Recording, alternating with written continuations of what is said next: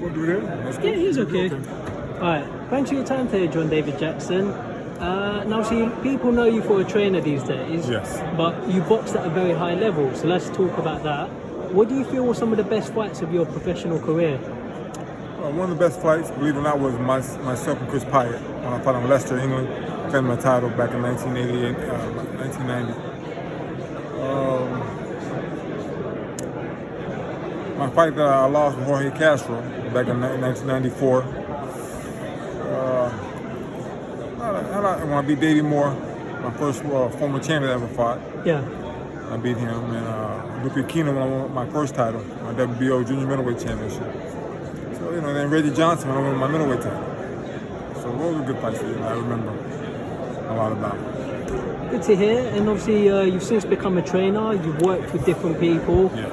I don't really mean to get negative, but it's up to you how you want to answer this. But tell me about the work you did with Kovalev.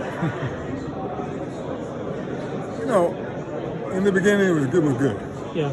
He was hungry. He was humble. He was broke. So, he wanted to become world champion. As he started making money, he started getting big-headed and didn't want to listen. Didn't want to train the way he should have trained. And then he started drinking. He just changed. When he became champion of the world, he just changed completely. And that was his demise in boxing. And there was a time when he was nice, good guy, and he just flipped. He just flipped and he just changed. He just became a bad person all around. Wow. And good fighter. Don't get me wrong. He's a good fighter. Could have been better if he'd have just listened. When he fought Andre Ward, first fight that he won. After he knocked Andre Ward down, his whole game plan went out the window. He just tried to knock Andre out. Andre was a very smart and intelligent guy.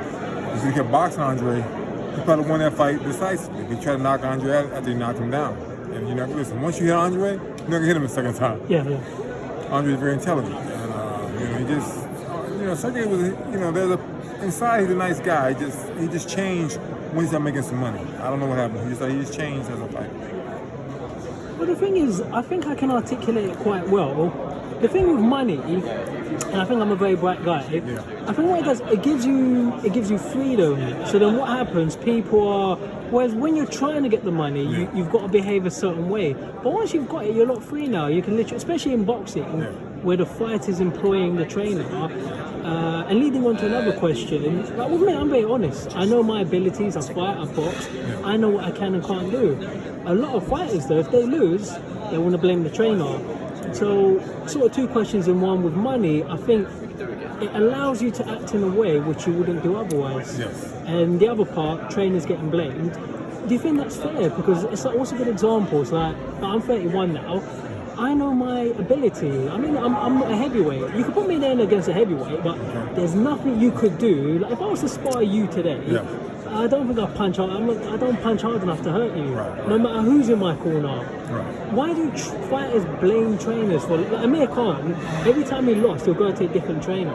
But it's not their fault. You can't take a punch, man. Well, who's the easiest person to blame? That's with you all the time. The trainer. Yeah. My philosophy in boxing is, how bad do you want it? You're the fighter. How bad do you want it? Are you going to go through everything that you have to go through to become world champion? You can't put all the blame on me. And if there's ever a fight where one of my guys loses and I'm the reason why he lost it, I'll be the first to let you know. That was my fault. Yeah. But most fighters are afraid to look in the mirror at the person that they really should be blaming on all their shortcomings themselves. When I was fighting, I never once blamed my trainer when I lost. For what? I'm in the ring.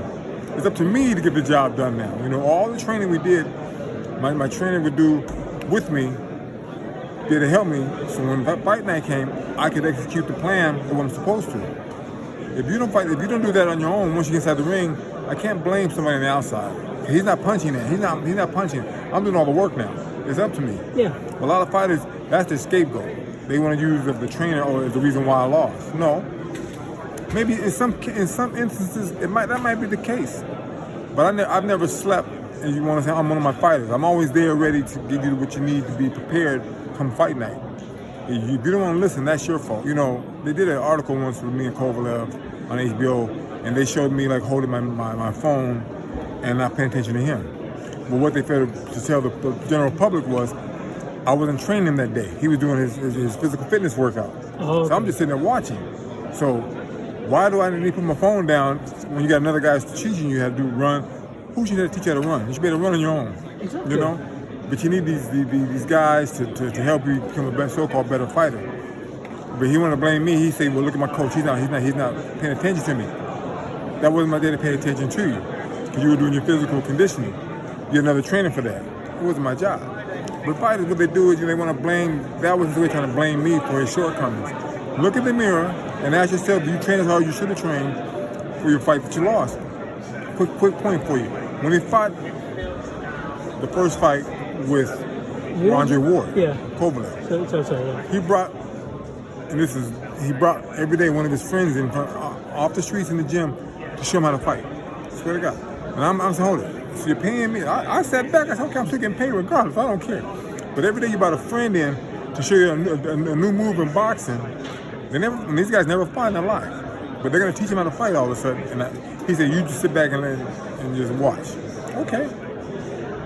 Come fight now. When you get your brains beat out in the second fight, Ward stopped him because he didn't listen, period. He had all his friends come and want to show him how to box. He would tell me, just let them do it. I said, okay, had no problem. You know, fight night, he said, let the guy's going to walk down the ringside with you, where he's going to work the corner. Wow, yeah. I said, really? I was quiet for a few minutes, and I said, man, I started talking. I said, no, you in your butt kicked, man. You need to start doing these certain things. You don't listen. You know, people don't realize that, and sometimes we don't tell that part of the story. But, you know, it's a lot of times in boxing, the trainers are when they're going to blame, always be the first to get the blame, even when it's not really his fault. Then the fighters can start standing up and say, you know what, it's my fault that I lost. I can't blame him. I'm the one that didn't duck. I'm the one that didn't block the shots. I'm the one that didn't bob and weave. I'm the one that stayed in the line of fire and got hit. I just didn't look good. You know, maybe I didn't train hard enough. Maybe I didn't do enough to run to stay get in better condition. You know, these fighters have to start blaming themselves. You can't blame the trainer for all your shortcomings. Now, the trainer is terrible, then you shouldn't have hired him in the first place. Exactly. You know, but if the trainer's there to teach you, you know, in boxing, real quick. Yeah, go on. When you become a professional, my job is to teach you how to be, you know, from day one how to use the jab. You should do all that stuff before you got to me. You know, at my level of training, because my job is to make you better than what you are now. That's to show you tricks in the professional ranks.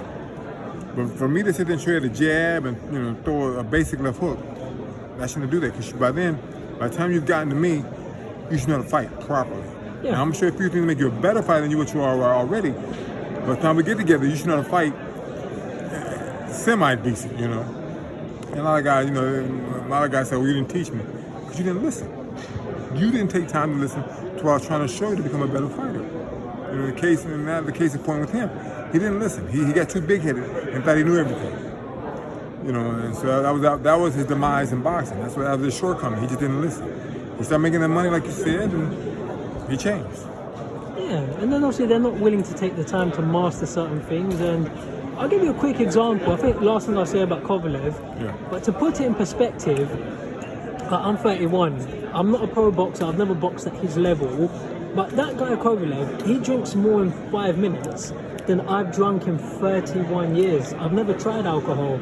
So that's a quick example. But you're at that level, but it's like that shouldn't even enter your mind. You shouldn't even think about drinking alcohol. You know, it's like I'm here today, I see everyone on the top table.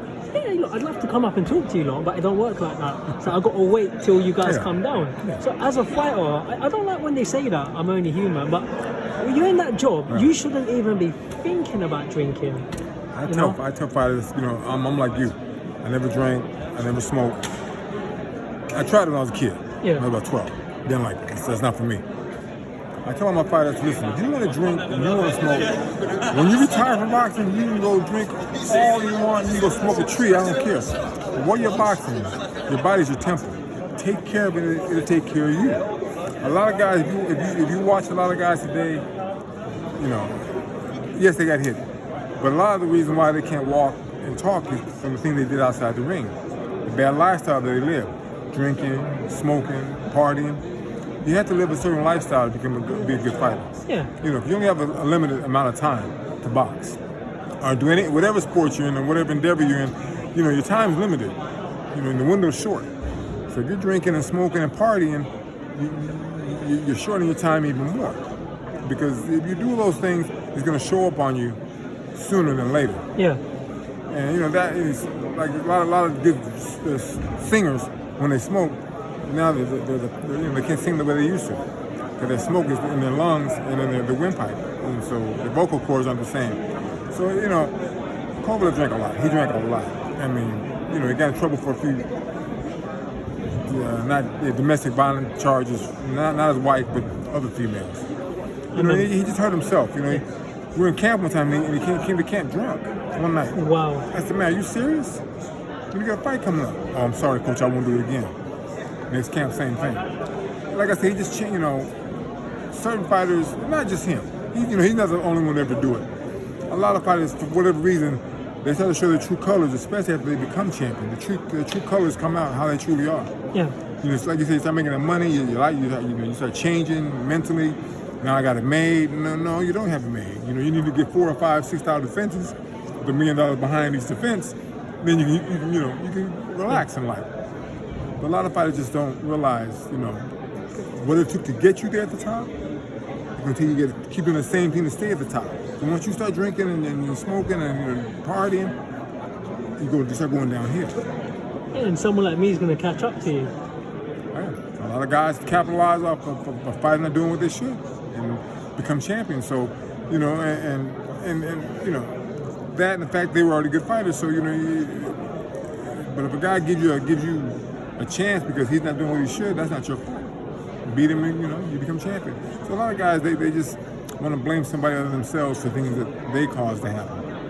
And that's unfortunate in boxing. Yeah, but look, it's like you look at all the old-time fighters. These guys lost; they never blamed anyone. Ali stayed with his team. Ray Robinson, Harry Greb, Rocky Marciano. Because they knew. You know, they realized. You know, listen, that's my fault. But today's, not even today, just in the last 10, 15 years. Oh man, these guys, they want to blame everybody. Not, you know, it might not even be their trainer they blame. It might be somebody else they blame. But they never want to put the blame on themselves. Always someone else. Yeah. Well, look, last question for today. I don't want to take up too much of your time, but on a much better note, let's talk about Claressa Shields. Okay. So I think she's looking very disciplined. Yeah. She says all the right things. She's got the attitude. I think she goes a bit far when she says she can take on people like Furman and Golovkin, but it's just talk. But where do you see her going from here?